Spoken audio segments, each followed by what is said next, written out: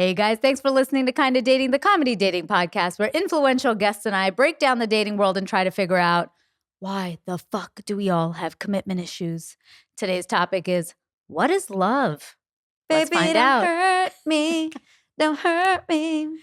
No more. No, that's what I've been singing since you sent me the title of this.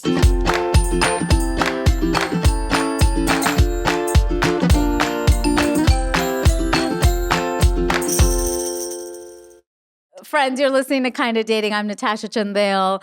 That wonderful, beautiful voice you heard is one that you've probably heard in a lot of other things because she is an actress and a voice actor extraordinaire. You've heard her on Overwatch, Valorant, Grand Theft Auto. Gosh, I can keep going. What animated shows are you on now? Currently on Hamster and Gretel for Disney. Oh my God, love that show. Did a little episode of Marvel's What If. Just those little shows. things. Guys, it's Carolina Ravassa. Did I say it right? You did. Yay. The Spaniard husband It helps, came in handy. right? Yeah, I have love to it. Love it. pronounce names correctly now. I get called Carolina everywhere I go, so No. I've gotten used to it. His cousin's name is Carolina, so Yeah. I've learned Yay. that that's how you guys pronounce it. But I always feel weird because I know I'm not Spanish, but because I do know how to pronounce certain things, I'm like, should I say it the white way or should I say it the proper way? You know, it's like sometimes I'll be out and I don't know, it's like You order a tequila reposado. That's exactly. Yeah. And Don then- Juan, Don Jose. What is it? Jose Cuervo. Yes. And then there's Yeah. me who's just like, I would really like a Jose Cuervo. yeah. But I love that. I mean, as a waitress, in New York, I would appreciate when people would try. But then again, it changes when they're like, could I have a Bordeaux or a Merlot? And you're like, oh, that sounds pretentious. Yeah, or but- when somebody's yeah. like a croissant. Yeah, totally. You're like, May I have a "No." croissant? Yeah. Hilarious. Well, you are amazing. We met doing both out of our element.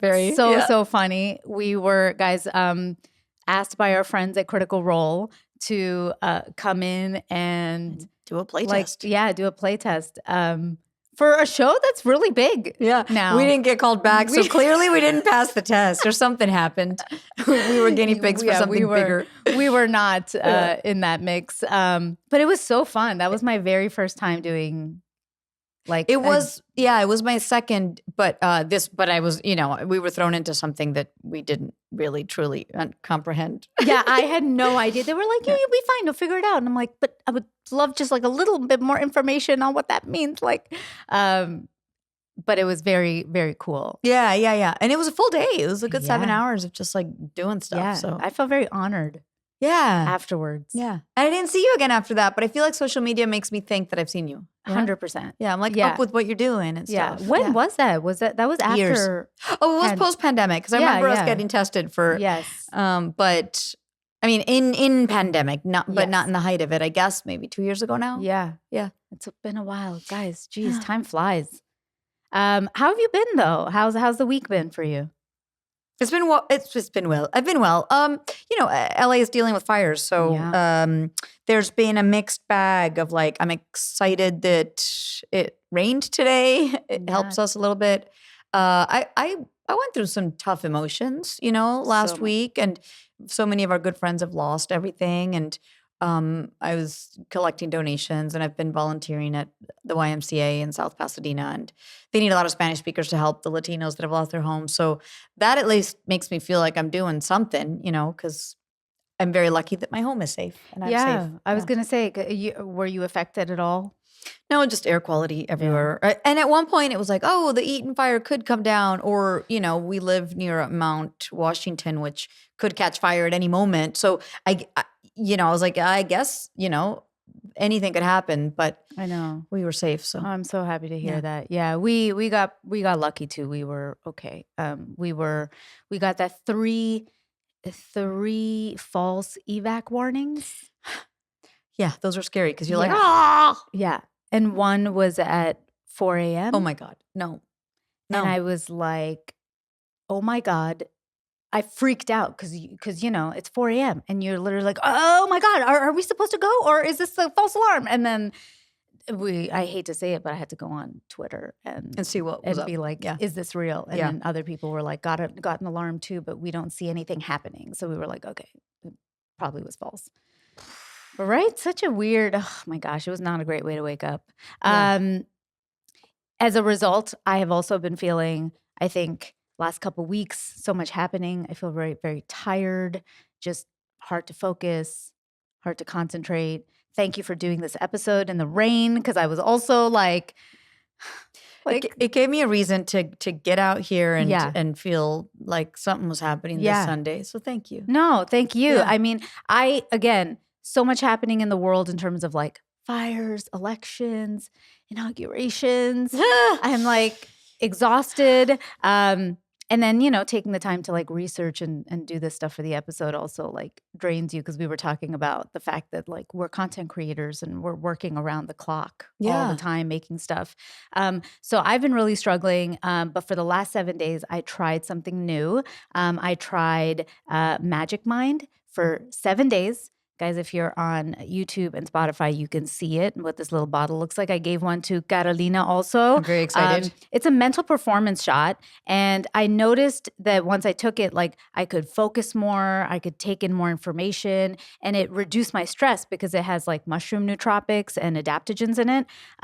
And best part, I don't know if you're like this, but it has like a time-released caffeine. No So, way. Yeah, so there's no crash, which is what I Wow. really love. And so I've also, guys, been taking, they have a night elixir, which is also something I've been taking to go to and stay asleep, because I struggle with sleeping. I need one. It's I don't very need. My partner needs one of those. Oh, yeah. Yeah. Yeah, you got to. Okay, I'll Wow. give you one of the night elixirs. It's so good. So overall, this has made me more productive and honestly a better partner, because I'm less irritated from being so tired. You don't want to kill him. No, not this time. And guys, you get 20% off a case of 15 or 30 bottles of Magic Mind. You just got to go to www.magicmind.com/KDatingPod20. That's KDatingPod20 for 20% off. And try the 7-day challenge yourself and see if it works for you, because it has really, really helped me. And it's why I'm feeling peppy and fun doing this podcast today. So guys, Magic Mind, it's going to be in the description of this episode. And also you'll see it come up on screen if you are watching it on YouTube and Spotify. So cheers. Cheers. I already took some sips. It's so delicious. good. Mhm. It is very, very yummy. Wow. Mm. Yeah, and it's got all the vitamin B's going on and C and D. I love this. Yeah, it's really, really yum. So guys, magicmind.com/KDatingPod20 for 20% off. So Carolina, you skipped our very first question that we ask every guest. Here, I can take that from you. Well, I was actually Which is, I was going to silence my phone. I realized it beeped just now. yeah, go for it. Silence it. I always have it on silent. That's okay. But I Go. left my ringer on because I Yeah, that's texted you okay. that I was here. We'll edit around that. I have I am Latina, so I have many WhatsApp. I was wondering if it was my phone or your No, phone, and I was like, well, what if it's always mine? have my phone on silent, like always. That's when I lose it, It's I can't okay. find it. There we go. Okay, great. Go back to the question. There we go. Okay. So Carolina, you skipped out on our very first question that we ask every guest, which is single or in a relationship. I'm in a relationship. Did I know this? I did. I don't know when we did the Critical Role thing, but and I don't know if I How was long with has it him been? then. Almost 3 years. Yeah. Wow, yay. Thank you. So I guess, yeah, you're off the market. So I'm off the market. Sorry, guys. But this is great because you'll be able to talk about this topic very well then, or I hope at least. But One hopes. Today's topic is, guys, what is love? And I think it's a question that has been asked since the dawn of time. Everybody's searching for it. So, we're going to give you the answer here, or at least give you some thought starters. But what have you ever been in love? I mean, I'm assuming and I hope, but again, what did that feel like for you? I mean, I am in love currently, so that's a good thing. That's very good. Yeah, I had been in love before too, and I think that as we get older, it evolves and changes, and that idea of the butterflies. And I mean, look, I still feel butterflies, so kind of a cliche, but I think that with maturity, you sort of love sits in a different place. It's a little bit deeper, you know? And I think that a lot of times when people are dating, they're looking for the spark and the butterflies and that. And yes, that's important. You want some sort of connection and chemistry and fire ignited. But I also feel like you want peace. Oh, yes. You know, like you want to feel calm with this person. You want excitement, but you also want to feel safe. Yes. And yeah, I had a few experiences where I didn't feel safe, and that's really scary. And you might feel the love, or you might feel some like crazy thing that's exciting, and then all of a sudden you're like, but I don't feel safe, and that's not healthy, and that's something to be listened to. Yeah, hold on. I'm gonna also yeah. move. I'm gonna move this. Oh wow, we're all over the place. We're good. I'm gonna move this here Yeah. just so it doesn't block you, Mhm. block your shot. But I feel that so deep because I have been in love. There were times that I thought that I was in love, and then definitely in hindsight, you're like, I don't know if that was really love. But I think the times I did feel in love, you feel this sense of like euphoria, but also deep peace. Mm-hmm. So it's like this, and I love that because it's not like a dead, empty thing, you know, where it's just so peaceful that you don't feel that burst of energy. You feel that burst of energy, but you also feel safe in that energy, where it doesn't feel like it's about to run away. Yeah. Does that make sense? Yeah, and I remember when I was feeling this peace at the beginning with my current husband, Yes. David. Oh, husband! Yeah. Thank you. We both married bitches now. It felt a little bit cliche to say, oh, you know, it's mature love or something. And just yesterday I was talking to a new friend who was sharing her story, and she had been married, and it was this exciting thing, and all this craziness. And then that ended horribly. And now she's with a new person, and she's just like, I would have, 5 years ago, I would have mistaken this calm for boring or for something that doesn't wake you up and get you excited. And it's like, it's all the opposite. It's like, I feel so at ease and safe. Again, the word safe is important, because once we've learned all these things of love bombing and narcissists doing what they do and everything, I think you go back to, I want my nervous system to just be chilling and loving Netflix and chilly night as much as let's go out dancing night. Yes. And I think those are, you find what you love with the person. Yeah, no, I think also, and I don't know how you felt, but for me in the past, the relationships that didn't work out, if you were going to go on like a scale, it would like jump up really high and then fall really low and then go really high and then go really low. And so you were always just living in these like extremes of moments and feelings where for me, I knew I was in a good relationship when the kind of spectrum wasn't so high low. It was kind of in the middle. And so you were feeling really good amounts of happiness with low, but it wasn't like it wasn't so high. Does that make sense? Absolutely. Yeah. So for me, it was finally feeling balanced and even, and not just having these extreme moments of highs and lows. Was a big difference for me. How do you sort of define love? Do you think it's like purely a feeling? Oh gosh, it can't be. Because we have to because relationships are work.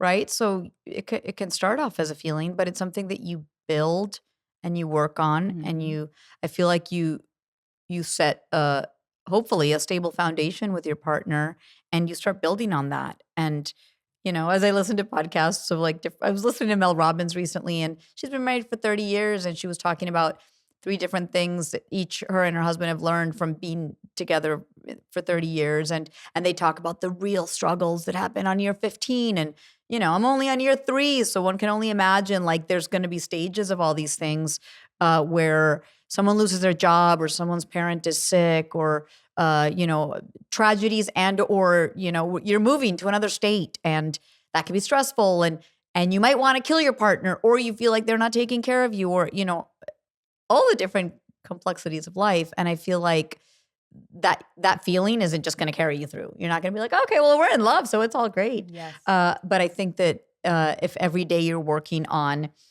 the foundation and building the thing, and then you lay this brick down, and I mean, it's a dumb metaphor, but it is it. You're building a house together, and every day little things that you add to it are going to just help you during the really tough times because you've worked through other things before. It's like you're rehearsing for tougher things, Yeah, I really like the way you put that it can start as a feeling, but it definitely evolves because it takes work. Yeah. And I think one of the problems is that definitely people feel like they're searching for a feeling only. Mhm. When you're single, Yeah. you're out on the streets, you're like looking for that feeling, and in people's head, I think they think that feeling should never change. And that's what we're trying to say is like it's not just that feeling, and it definitely changes. It's just not, it doesn't change in a negative way. Yeah. And so they describe different types of love. Of course, we know like romantic versus platonic versus familial. And this has been researched by a lot of psychologists. So, guys, I'm going to tell you some of the ways others have defined love, and philosophers. But John Lee has one called the color wheel model of love, where he talks about 3 different styles of love, which he says are passionate, playful, and family. So, kind of what I was saying, which the playful, interesting. And then Sternberg's triangular theory of love says that the ideal romantic relationship is made up of intimacy, passion, and commitment, and that there are 7 different types of love. So, kind of coming back to that romantic versus lust versus all that stuff. And then Rubin's elements of love, which probably I think make most sense to me. Our 3 elements to romantic love are attachment, which includes physical contact, caring, intimacy. So attachment is like needing to be cared for and to be with the other person and to feel like an attachment for somebody else. But it Mhm. also includes physical contact, which we all know is what makes romantic relationships different from Mhm. other love. Caring, hugely important, valuing the other person's happiness and needs as much as your own, and intimacy, sharing your private thoughts, feelings, and desires with the other person. And he says that's the difference between liking and loving someone. So loving is characterized by feelings of attachment, caring, and intimacy, and liking someone is feelings of closeness and admiration and warmth and respect, but not necessarily like that level of intimacy. Mhm. And I think that's a key word, intimacy. I do Yeah. think is like what differentiates love. Yeah, and I think that intimacy is it's a complicated thing. Sometimes we think that we're opening up to a person because we're sharing a lot of information, but intimacy is also like sharing fears, and sharing insecurities. And I've learned that with David, like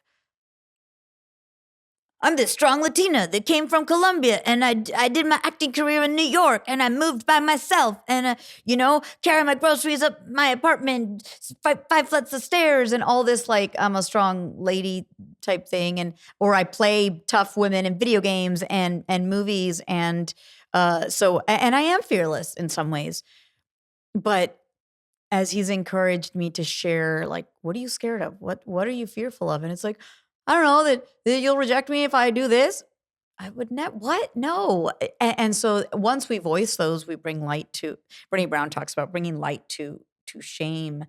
Because that's the only way that you're going to get rid of it, right? And if you keep hiding it, then you keep like being more scared of it. But if you just talk about it, it's almost like you might release yourself from this, right? And I, I've worked on that a lot with David,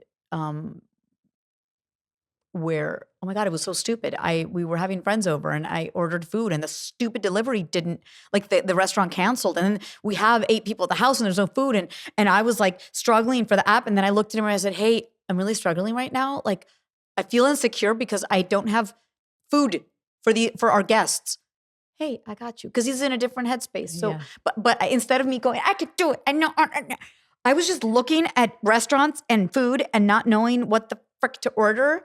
And it was dumb, but he said, I'm so proud of you. You told me that you were nervous and insecure right now because there's no food for our very hungry guests. And so he was able to just take care of it because, again, his nervous system wasn't feeling like, oh my God, I'm going to be judged by my friends or whatever. And this is a really dumb example, but I think that the more we get into deeper things of whatever we fear from our past relationships or, oh, this other partner broke up with me because of this. So now I'm worried that if I do it again or if this happens again, and I think that we carry our baggage, right? But we have to also let our new partner know why these things scare us so that they can go, really? That doesn't scare me at all. I embrace it. And learning that we're in the same boat, not 2 little boats next to each other. We're in the same boat and we're like, if water's coming in, we're both scooping it out together rather than like, oh, well, I fuck your boat, I'm going to save my boat. No, like we're on the same team. That's this huge thing. And I use that metaphor in my head a lot because it helps. Yeah, I think what you said was so important for people to hear, which is not just that intimacy is just telling what your fears are. It is, but it's also that you trusted him enough to let him hold your fear and help release it. So like you were worried about, I feel insecure that there are guests coming and they don't have food. And instead of just saying that and then still freaking out and doing your own thing, you let him handle it. Yeah. And take that fear off your plate. And you said, hey, I trust you enough. Yeah. To do that. And his action of love was going, I care about you so much that in this moment I could turn the other way. I could do anything else and just be like, yeah, that fucking sucks. But instead he was like, I know that if I help, this will take some pain and some suffering away from her. Mm-hmm. So I will put myself out there and do that. Like that's an action of caring and love, to take that from you. And you gave the action of caring and love, which was like to share. But I also didn't share, oh, it's fine. The restaurant canceled and now I have to do this. It's, exactly. Oh God, I feel stupid. Or, I'm not just angry and frustrated. I'm letting him know what's under there, which is shit. Yeah. And people are surprised because they think, and I was this person. I used to, before my husband now, like I had an ex that I was living with and I thought that was like my most serious relationship. I was like, oh, this is the one. And he cheated on me in the end with grandmas. Whole other story. Yeah, I'm not making that up. It's a real whole thing. What? Yeah, I have a whole bit in my stand-up about it. I can't make it up. Oh my God. Yeah. I love this. It was like all these things came out when I discovered that of things that he had never told me about what he wanted, his desires, his deep, intimate things. And I always thought we were so close. We had a great relationship. We never really fought. We were having so much fun. I was like, isn't that's love? And then I realized, but he didn't trust me enough to tell me the truth about what he needed in the moment, what he was feeling, when he wasn't feeling connected or anything. There was nothing being shared with me. And I think that's a lot of people. I was also in another relationship with a guy who loved me. And he said, I love you. And I said, oh, I'm so sorry. I don't feel like that. And he was like, why? And I said, I feel like we're on the surface. Like we get along really well. We have a really great time. There's no problem, but I don't know anything deeper about you. Mm-hmm. Like you've been keeping everything at the surface. Like, yeah, I know things you don't like to do and music, but I don't know, like what you said, what are your deep fears? What do you want out of life? When you're upset, why are you really upset? Like, those are things that make you feel connected to somebody. And I feel that you can only put those into practice in a relationship. Yeah. Because we can go to therapy after a breakup and work on all these things and feel really good about everything we've learned and how I've learned to set boundaries, or I've learned to take care of myself, or all these things. And even before, like right before meeting David, I'm like, I'm ready for, I'm ready for this. And then as we start dating, all these things bubble up. Because one thing is in theory, oh, I've worked on these things. Another thing is in practice, and you're with somebody, and then you're like, oh yeah, let me share my fears. Ugh!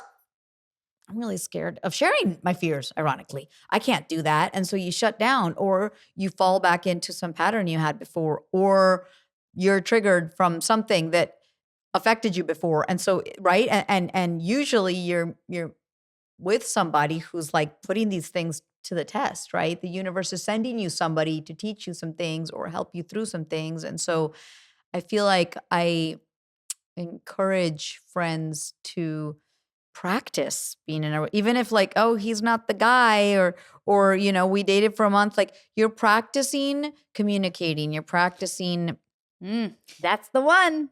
Yeah. you're practicing all these things, and because or else you're just gonna never date anybody until how do you know if he's the one if you haven't tried to be vulnerable? I mean, I don't know, there's Vulnerable is also like, that's the key part of intimacy. I think when people think intimacy, they think being sexually close to somebody, right? Because that's how we talk about it. We're like, oh, I was intimate with this guy. Intimate. I mean, nobody says that on a day-to-day, but you know what I mean? Like if you were talking about it with the psychologist, they might be like, so did you get intimate? Yeah. And that's not what we're talking about when we speak about it in love and in a relationship. Intimacy is bearing your soul, being vulnerable, putting yourself out there. And that's the hardest part about communication. People think communication is just yapping away, like, boop, boop, boop, I'm just talking. Yeah, we talk all the time. But it's like, are you talking about the deep stuff? You know what I mean? Yeah. And it varies. I think every day can be different, Oh, of course. Yeah. That's Not the every thing. day is supposed to be like a fucking gush fest. Oh, no, but even, yeah. But talking about like the deep stuff, it's like one day you wake up feeling like you're on the top of the world and you aren't afraid of things. And then the next day, like, oh, this thing happened, or I read the news, or I saw, or oh my gosh, we can be watching Shrinking. Have you watched that show? Love that show. And then I'll be like, I'll start crying because this one thing happened and it reminded me of this thing, but I hadn't thought about it in forever. And so, after that show, always David's like, so you want to, oh my God, are you okay? And I'm like, no. And then I talk about what the episode brought up, Yeah. because sometimes it's like reminding you of something that happened when you were 20, or I don't know, it draws a parallel of something in your life. And so I think that we're constantly being faced with these things that. And I think, like you said, everyday changes. Like it can also be in a moment. Like something happens in the middle of your day and it ruins your day, or it ruins a few hours of your day. And sometimes you'll be talking to a partner and they don't want to tell you what it is. But I think good relationships, it's like Luis will tell me, like, hey, this thing happened, and I know he's bummed out, me, especially me. I'm definitely much more emo than he is. But something will happen. The other day, I got a call back to a really big national commercial, and I was like, we were going as a pair, and I was like, oh my gosh, this is gonna be great. And then my partner got put on a veil and not me. And I was Damn. like, what the fuck? And like that brought up all these feelings of like, I'm not good enough, like it was me. Yeah. And he just was like, hey, first he tried to make me feel better, and then I told him, I actually don't need that. I just need just Let me and sit then in my said, shit for a little bit. He literally said, he goes, okay, you don't need me to solve a problem. Okay, fuck them. And I said, thank you. That's all I needed. Just fuck them. And then he got me food that I wanted to get, and like that was, Ice cream, yeah. Nutella, And it was like, hey, yeah. what do you want to eat tonight? Okay, we're gonna order that. Yeah. And I think that's like, allowing somebody to be in their feelings. But I trusted him enough to tell him that, yeah, that made me feel less than. Yeah. It made me feel like I wasn't good enough. And he was like, you are, but fuck them for not seeing it. And I was like, okay, thank you. Yeah. Do you think most people like kind of understand what love is? No, we're still I mean, I don't know. Do I understand? No, Yeah. everyone's figuring it out, you know? That's why I love hearing podcasts with like old people speaking, like Julia Louis-Dreyfus interviewing all these women that are older than her, and she's 60 something. So the women are 80 or 90 or 75, and they're kind of like looking back and giving you all this advice, like. And even they go, I don't know what the hell I'm doing. I'm figuring it out. And so I think that It's so humbling. yeah, and we find different versions of love. Like I didn't, they say when you have a kid, you'll experience this one thing or whatever. But like I have a niece and nephew now, and now I'm like, oh, love for niece and nephew is huge, and exciting and fun, and also I want to kill them sometimes. But you don't experience it until you do. So I think that we're just constantly learning different ways of loving and loving ourselves. Oh yeah, big Holy one. cow, that's a huge one. Big one. That's I feel like sometimes when you tell your story, I feel like it's me because I'm like, oh yeah, I came by myself. I was in New York. I didn't have any help. I used to take all my bags by myself, and so I was very like independent. And same way, like my life. I think everybody kept saying, "Oh, kids are gonna change your view," and I was like, okay. And my nephew was born, and I remember being like, holy shit, what? And my love for my niece and nephew is like through the roof. Yeah. I'm always just like, just the other day I called him. I was like, I just really miss you. Can I come see you? And he's like, yeah, you can, but I'm going to be in school most of the day. I was like, I know, but I just want to see you for a few hours later in the day. He's like, maybe you want to come in the summer when I'm off school. And I was like, no, I want to see you now. I love that he's like the adult, like, no, Auntie Natasha, or what are they? Oh, wait, Natasha Auntie. Yeah, he says it. Bua for me, Oh, yeah, okay. because that's the brother's sister is Bua. Oh, okay. In my cool. type of Yeah. Indian, yeah. But Auntie goes after, right? The name usually. Yeah, usually, yeah. But he's like the adult. He's like, I'm gonna be in school, so maybe we should plan it for June or He was July. But I was just like, I'm so emo. I want to see you. Yeah. How old is he?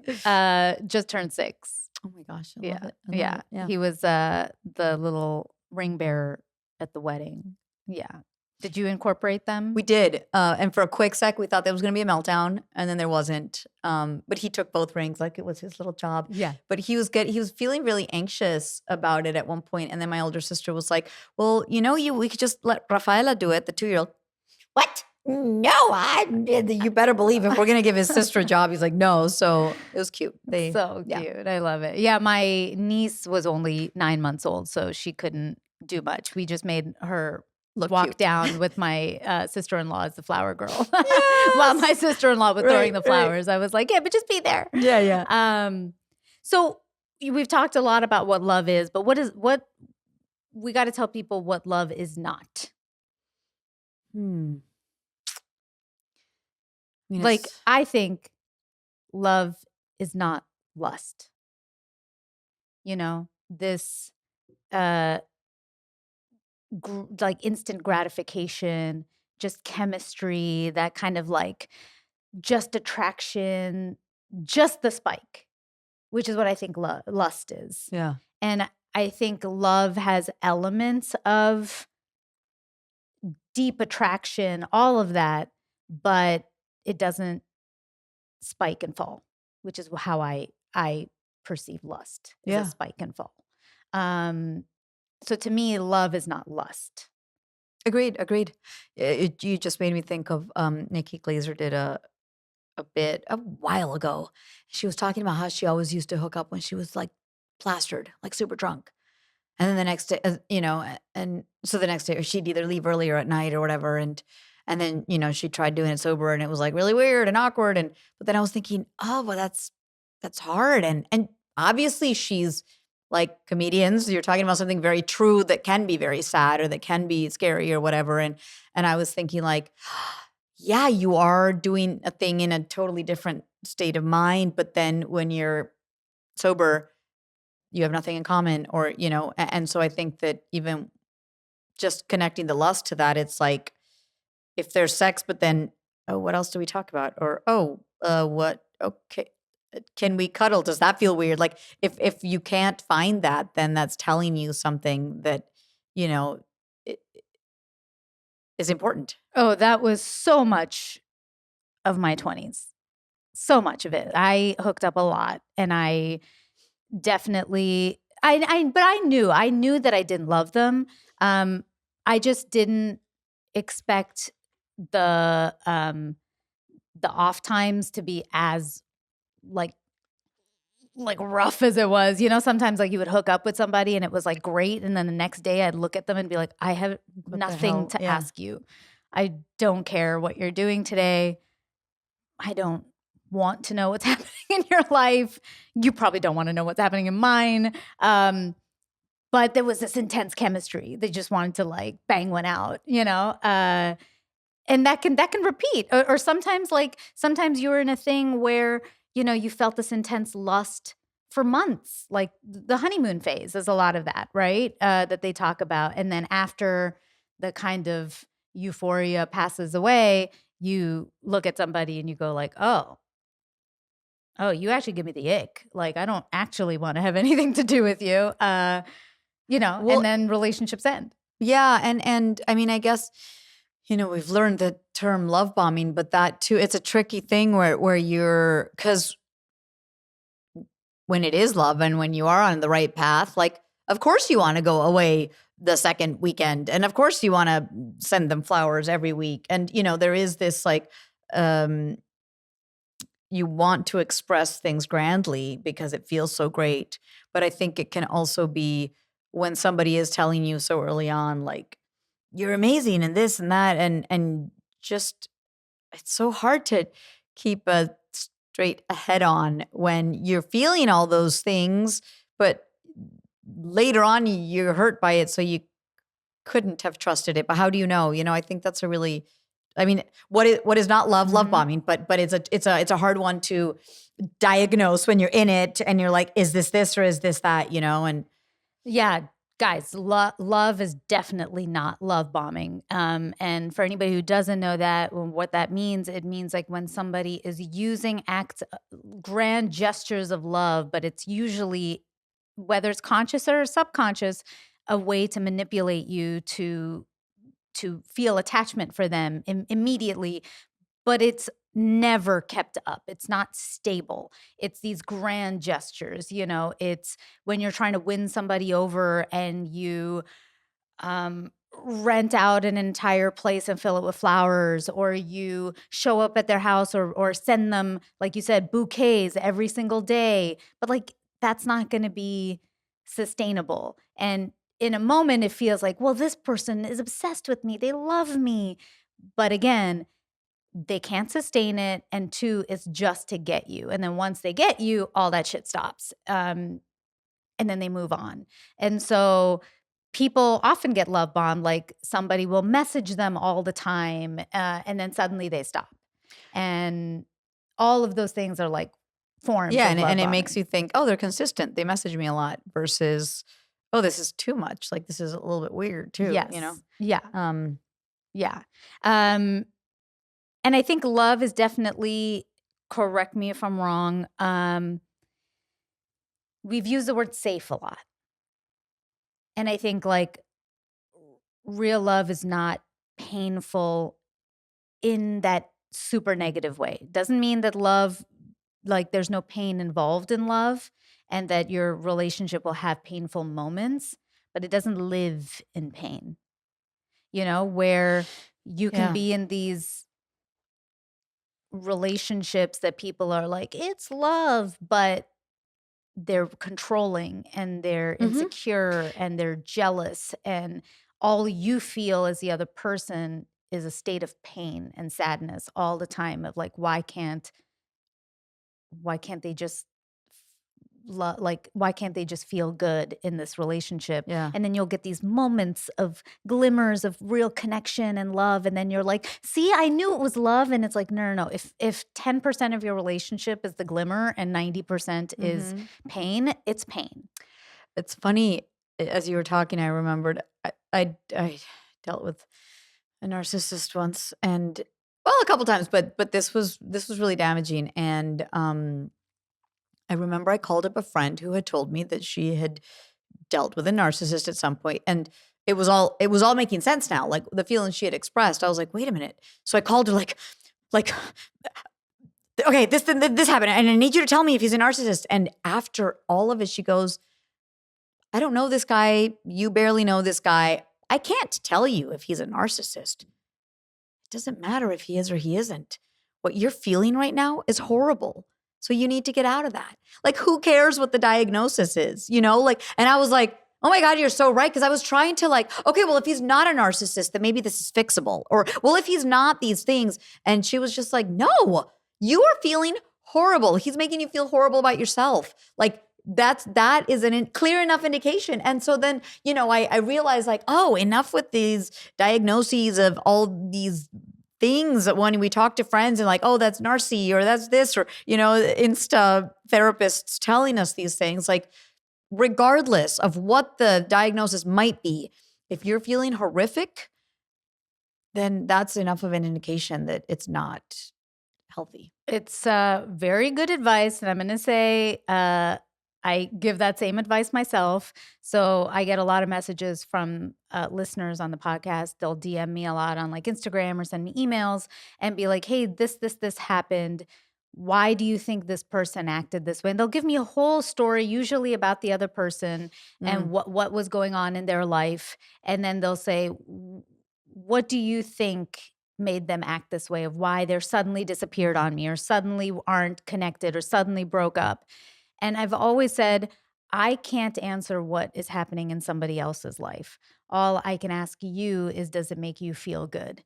Is this relationship making you consistently feel good? And if the answer is no, or this behavior is not feeling good and you can't communicate it because they've shut off communication, you just have to ask yourself, does that feel good? And then go, the right relationship doesn't do that.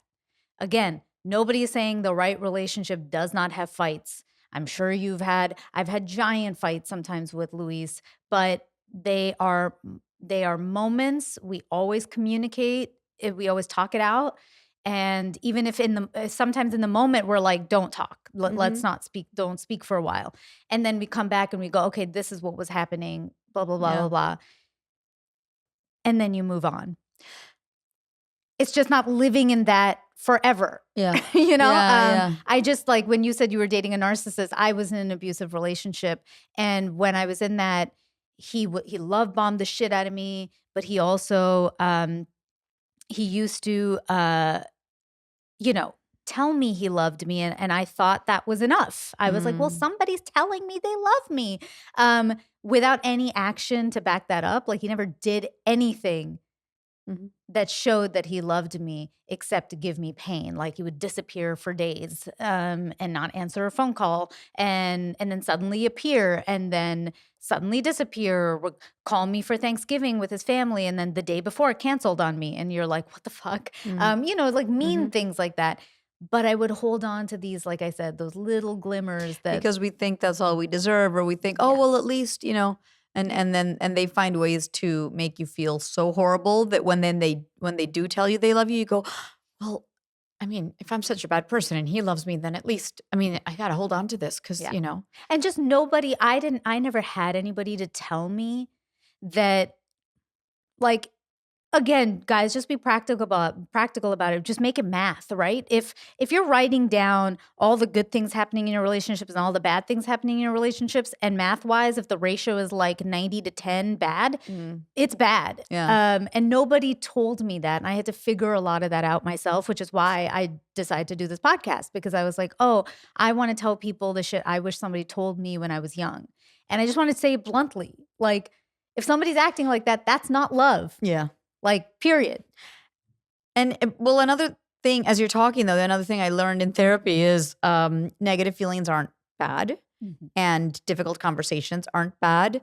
And so it's also learning to be discerning and say, oh, just because I am having some negative feelings right now doesn't mean that they're not important. I listen to them, I process them, and they teach me something. So when you said you might have fights with your partner or you have arguments, like, those arguments usually will teach you something for the future, or how to move forward, or what do we do next time. And so, because I used to be scared of having those conversations like, oh, well, this is bad. So I guess we don't get along, or, oh, well, and so one thing is like, am I feeling like shit about myself? And is my self-esteem really low right now because this partner's just not uplifting me? That's obviously an important thing to listen to versus, okay, we just had a difficult conversation about these kinds of ways of communicating. And we just learned that we prefer this versus that. And I don't know, somewhere along the line as a kid, maybe hyperactive little me being told like, don't do that or don't scream or, behave. And then you go, oh, this is bad. And so you have this idea in your head of negative feelings being bad versus no, all feelings are valid and important to listen to, Yeah, and it's just how you communicate them, right? I think that matters. I think also coming back to like what love is not is and it kind of comes back to the narcissist and the love bombing a little bit, but it's not convenient. It's not just like, oh, I will show up for somebody when it is convenient for me. It is when so oftentimes it's inconvenient. Like your simple example of, hey, we have guests at the house right now. There's no food. It's an inconvenient time for your partner to have to step away and go do something, but he did it. Mm-hmm. Taking somebody to a hospital because you're sick in the middle of the night is really inconvenient, but you do it because you love somebody. And I know it seems like, hey, of course, any half human would show up for you if you needed to go to the hospital. Not true. Not true. I used to be very sick. I used to have Lyme disease, and I had it for 7 years, and it was undiagnosed. So when it was still undiagnosed and I was sick, I would get these fainting episodes, and I wouldn't be able to walk Oh my for God. like a week. And yeah, and it was crazy. And so that was like if I fainted once, I couldn't walk for a week. I fainted once 3 times in 2 days. And I was on the floor at home and I couldn't get up. And I called the person who was my boyfriend at the time, and he never showed up. Shut the front door. And it was the reason I ended the relationship, God. of course. But his dad, who was a doctor, was like, why the fuck are you not with her right now? And it was because he was mad about something else that had happened. And he was like, well, she didn't pick up my phone call for that time. So I just figured like she's fine. And I was like, nope, I was not fine. And I ended up in the hospital. Oh my God. And but it was like, when people say, oh, anybody would show up, they don't, because whatever they're going through in their head, a lot of people don't show up. And so real love is not a convenient thing. Luis tore his Achilles heel. He had massive surgery. He was out for like, month and a half, 2 months. He couldn't do anything really by himself. And then like 9 months of recovery. But that month and a half, 2 months was fucking shit for me. I talk about it that it was fucking shit. But I was there. I took care of him. I did everything, drove him places, gave him his food because he couldn't walk. He couldn't do anything, helping him put a cast on, getting showers, like all those things. But because you love somebody. But if they didn't have an upbringing, maybe where their parents did that or where they've experienced it before in other relationships, they also might not know how to receive that sometimes. And it's like they don't expect it. And then you're like, of course I would do this. I'm your wife. Oh, of course I would do this. I love you.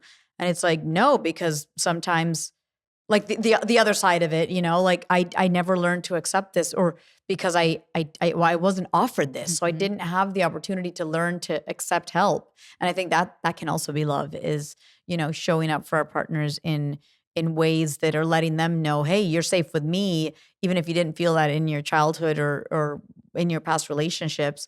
And we're building something new together that can be just us, Yeah, and it's so healing to have that, right? Like I feel like you and I are that maybe those people who were very independent and always took care of ourselves. And so when somebody does remind you and show you all the time, I am there for you, I got you, I have your back, you feel this like sense of like, you can finally breathe again and trust again in the world. Yeah. And it's so healing to know that somebody loves you enough Yeah. to take care of you. Yeah. Yeah. And, I grew up with super loving parents and sisters, and I felt that at home very much so. But I remember ending up at the ER one night, and David was there, and he showed up from when we didn't live together. And I was like, you can go home. He's like, what? No. And it's not because like, oh, I've never been loved and I'll just sit in this ER by myself. You don't have to be here. But I was just like, no, it's fine. And then I'm in this pain. And he's like, would you like shut up. Shut up. I'm here with you. And then you're like, oh, it feels good. It feels nice to have a little buddy, a partner in crime, Totally. when you're in pain. Yeah. Of course it does. Of course. Another important one, guys, love is not conditional. Okay. It's not like, hey, if you behave this way or do this thing the way I want, is how I love you, which I think can happen both ways. I think certain men who are insecure say to a woman, if you behave like this or do this or don't do this is how you are good enough to be with me. And women can sometimes do this to men where it's like, if you don't get your shit together by this time, or you don't marry me by this time, or you don't whatever by this time, ultimatums, that the love is diminished or the love is sucked out of the equation. And I think that creates a lot of trauma in people. Yeah. And a lot of distrust. Yeah. And insecurity. Yeah. No comment. I mean, yeah. I agree that, Yeah. And then the last one, I feel like we have to say this because I think you would agree with me. Love is not enough. In a romantic way, like, yes, love is enough. But really, really, really, you got to build layers to this love. You got to build in all these things, patience and honesty and vulnerability and intimacy. And, you add all these little layers to all the things. Because the truth is, you can love someone and truly love them, and they're still not a fit for your life. And that has happened since the dawn of time. There are two people who, so many of their things, they feel all the things that we're talking about, but there are equations in their life that don't match. You could be in love with somebody and they're an alcoholic. Yeah. You could still love them. Yeah. You could care for them. You could put your heart out for them. You could do anything for them. They're the most important person in the world, but they are not able to receive that because they have something else blocking them. Yeah. So you can love somebody and it's not a fit. And so every therapist will tell you this. It's not a romantic thing to say, but love is not enough. When you talk about those couples who will talk about 15 years from now, 20 years from now, somebody loses their job or whatever. One of the biggest predictors of divorce is finances. One of the biggest causes of divorce are finances. So, and not just because, somebody lost their job, because that happens, but people who don't know, who have very different ways of managing money. Yeah. Different ways of dealing with crises that happen in their life. And you could love somebody, but if you're not growing with them at the same pace, it's not enough. Yeah. And I think there's always going to be cases where, like, if someone loses their job or there's a transition that the other person's going through work-wise, like, you pick up the slack and you can help each other. And yes, sometimes somebody's going to be the breadwinner or the sole breadwinner or the bigger breadwinner. And then but as long as, you're talking about these things and figuring it out together, making a game plan. Hey, let's save on this because, or we're ordering too much takeout or we're spending too much money on this or whatever the case may be. But I think that just being able to talk about it and save together for a future trip or save together for whatever, like, again, right? It comes down to communication. Because I think you were talking about like videos, that I've made on social, but one recently went viral, and it was thank you, yes, but it was like a silly dance video. But I was talking about white parents' advice for love versus Indian parents' advice for love, and it wasn't as, and I literally wrote the caption: "Neither are wrong." Yeah. it's just ideally it's both, but sort of that American view that marry someone you love, and the Indian view of marry someone who, you know, has a good job, has a good family, they don't have serious medical history, they don't, you know, they know how to save money, they, all those things, Yeah. and then love will come. Yeah. Both are kind of right. Yeah. I mean, I also think there's that the medical history. I think we're all gonna. Of course, that's all just a No, a no, joke, I know, it's a joke. right? Yeah, like yeah, for that's a sure. heightened version of what they like. But listen, you go to a doctor and they'll say like, "Hey, what's your medical history?" Right? There's a reason for it. Yeah. So, if somebody has, you know, schizophrenia running in their family from every woman in their thing, you might question it. You might go like, hey, you know, or certain people have predispositions that if they match another person that has a predisposition, listen, you're increasing the likelihood of your child having a whatever. For some people, that stuff is important, of course. right? So that's, again, a heightened version of it. But I think there's some truth to this thing that love isn't just a feeling. Yeah. Love really is, for sustained love, it's like, I'm sorry, if love was just a feeling, we would fall in love with the homeless guy outside our street, right? But there's an element where you're like, well, they're homeless. They don't have The face you're making right you know now. what I mean? I don't. Of course, I know. But everybody just wants to be like, no, I don't judge. I'm like, then marry the homeless guy on the street. Right. Like, go get to know him. Maybe he's the love of your life. You know what I mean? But it's not just a feeling. So fuck off. I think one of the things that I have learned that I love about being with David is that we're willing to work on things, you know, and because you can have a checklist of this ideal man, and you're going out there on your little dating spree and you're doing my little list. And it's like, what makes you think they don't have a list? And you're not hitting all those things on their list, right? So you walk into a possible relationship with all your baggage and everyone has it. And as long as you're willing to work on things together, who says you're not able to get through anything?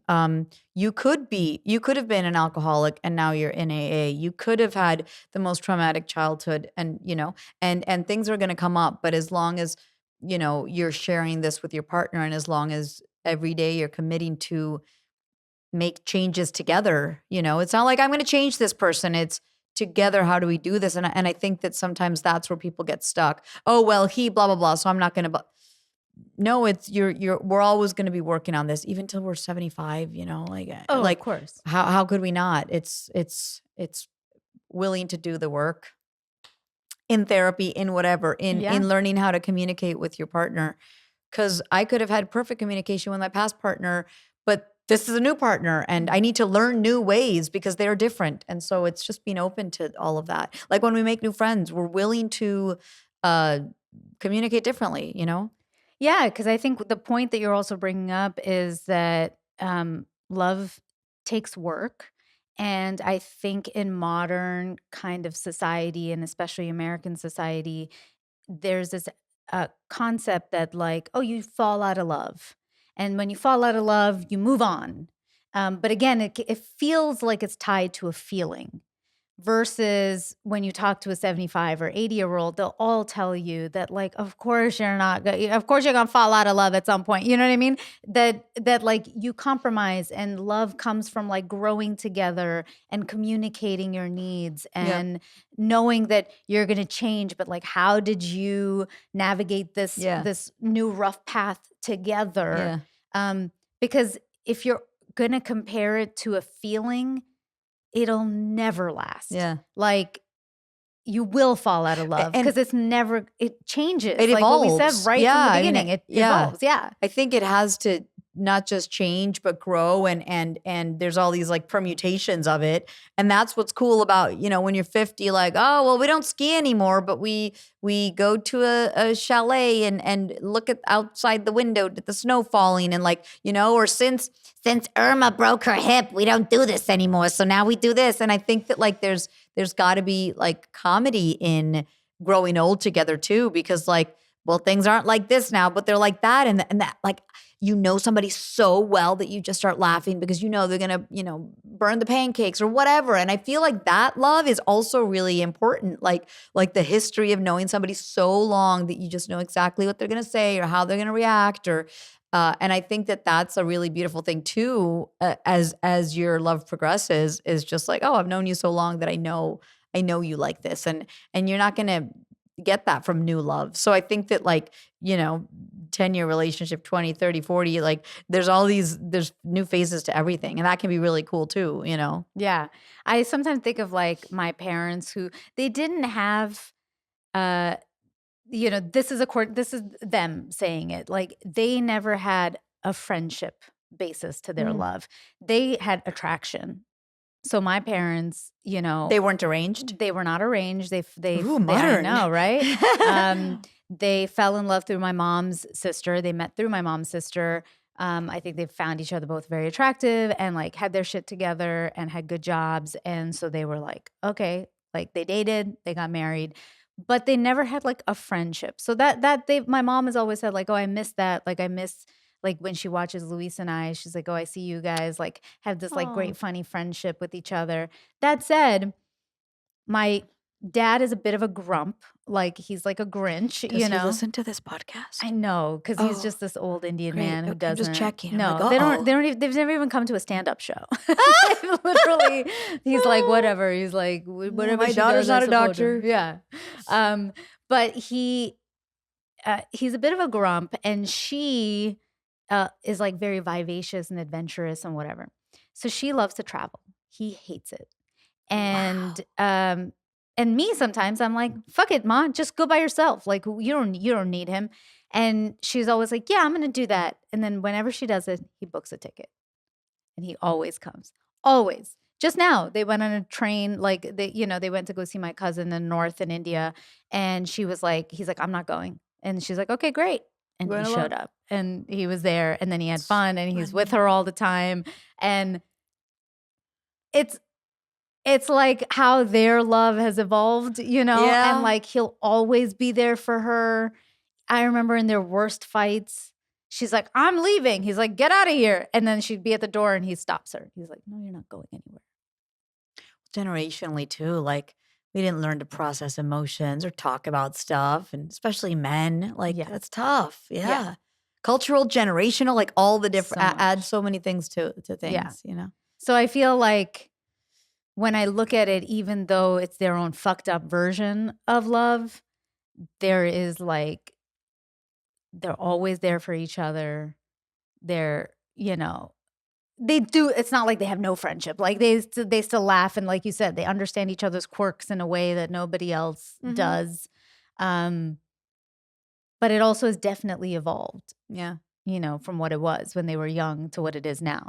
Well, I also think when you're older too, you start understanding things differently, And so I remember when I was a kid and if my parents would fight, I'd be like, well, Mom, why don't you just get a divorce? Because I was like, I did that like on some fight that was probably over the dishes or something. And then I just thought like, well, if you're fighting so much, then, and then after a while, I think it was a Meryl Streep movie. She did some amazing monologue and she said something like, you reach a point where staying with someone or like breaking up is not that it's easier and then you're going to be lonely. It's that no, you stick together through thick and thin because the good times are in the long run more. And just because we fought about this doesn't mean that our relationship's ending and we're riding through this rough patch and we want to stay together while we're 70 and 80 and 90 and being together in these phases is better than not being together. Like I still want to be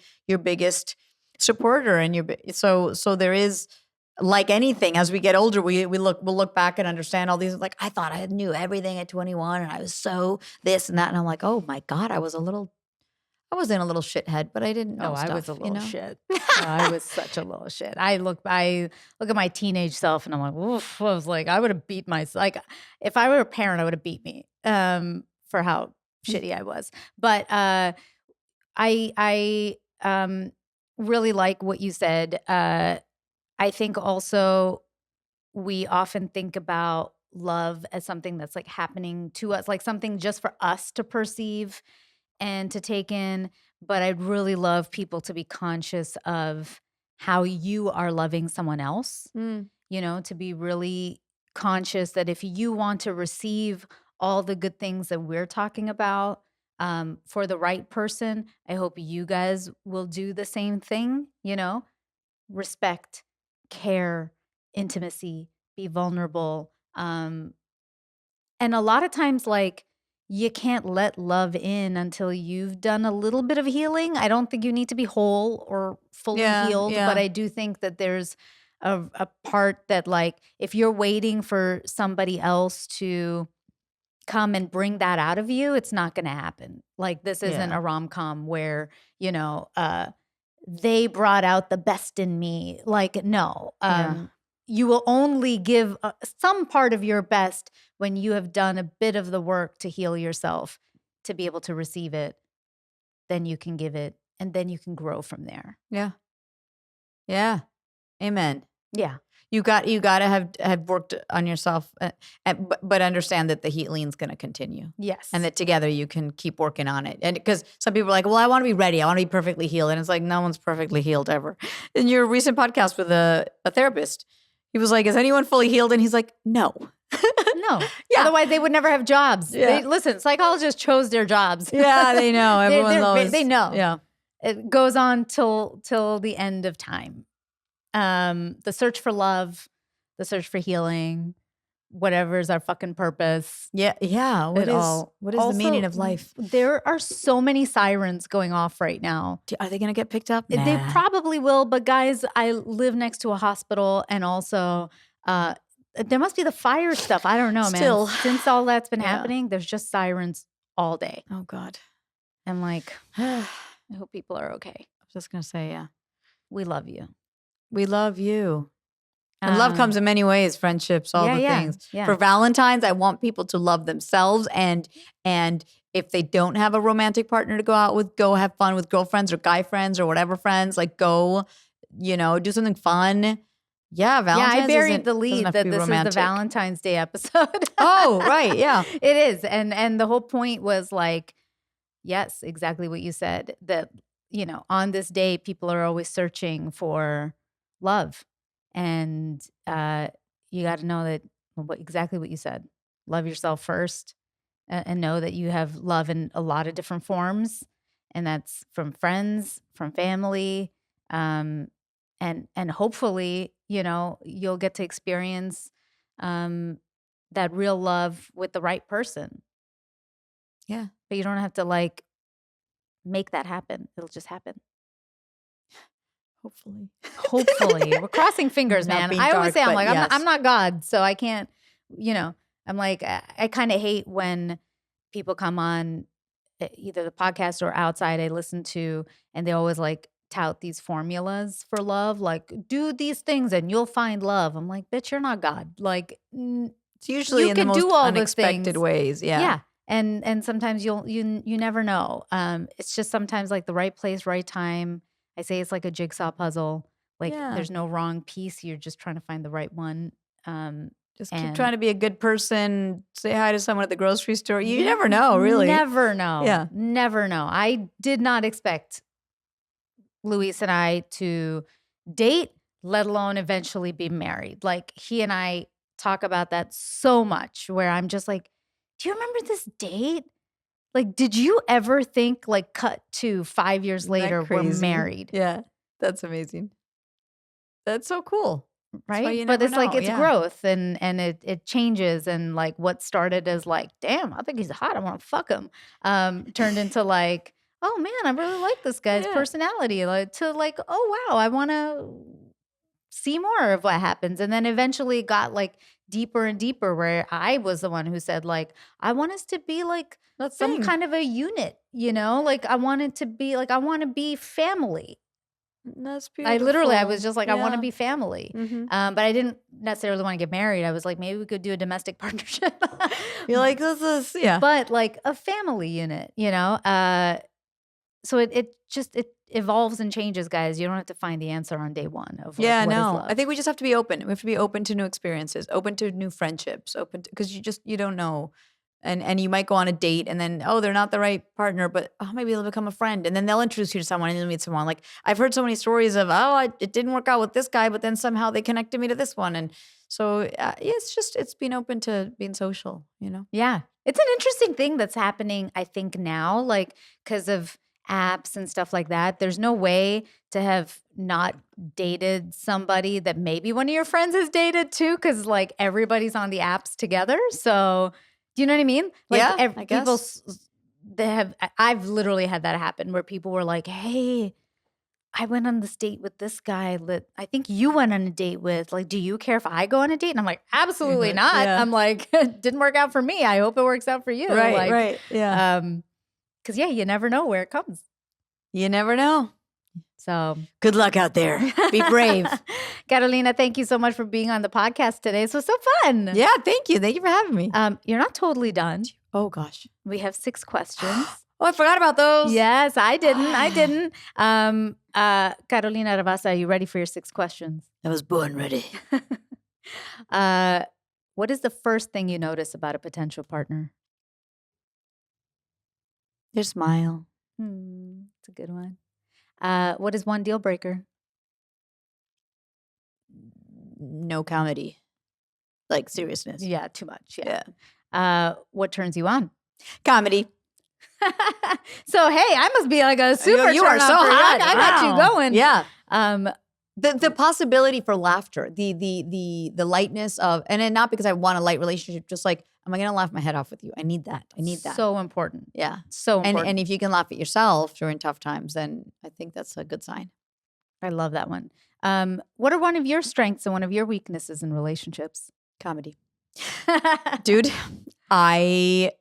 Yes, I can bring love and light with comedy, and I know I make my family laugh. I know I make David laugh, and also when the going gets tough, sometimes I'll say something funny in the wrong moment, and yeah, that's one of my weaknesses. Oh, really? Do you have to bring comedy in at this moment? I'm like, whoa, don't make a joke. Yeah, I'm deflecting. It's my my defense mechanism. So yeah, it's a good and bad trait.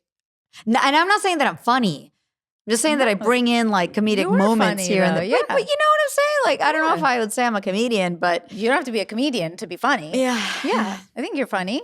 Well, we just spent a whole episode talking about this, but what is love?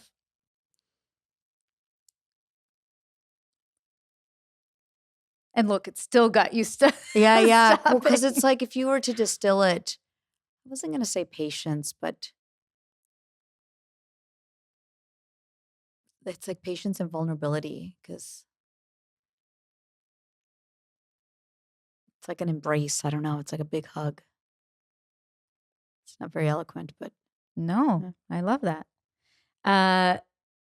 Besides I love you, what 3 words would you want your partner to tell you?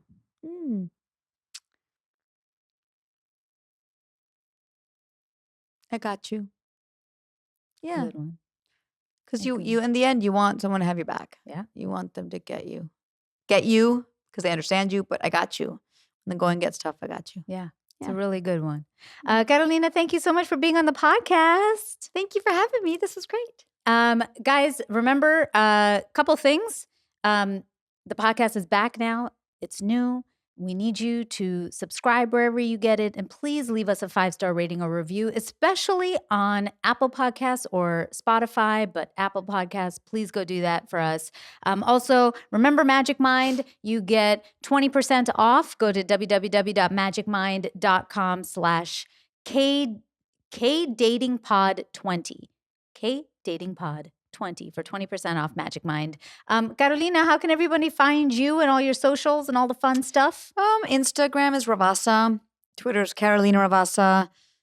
TikTok is Carolina Ravassa. I just changed Carolina to Carolina. Sometimes I do it, throw you off. Yeah, those are the big ones. And my YouTube channel is called Hispanglo-Saxon. Ooh. Yeah, okay, well, we're going to have, guys, make sure you follow Carolina. She's amazing. See her work. You're going to be blown away if you're not. We will have all the links to her socials in the description of this episode. We're also on social media, so follow us. We're at Kinda Dating across the board. I'm at Natasha Chandel on Instagram and Facebook, natasha.chandel on TikTok. Thank you so much for downloading this episode. If you like something you heard, screenshot the episode and tag us on social media. And finally, I know it seems tough out there, but just try. Till next time.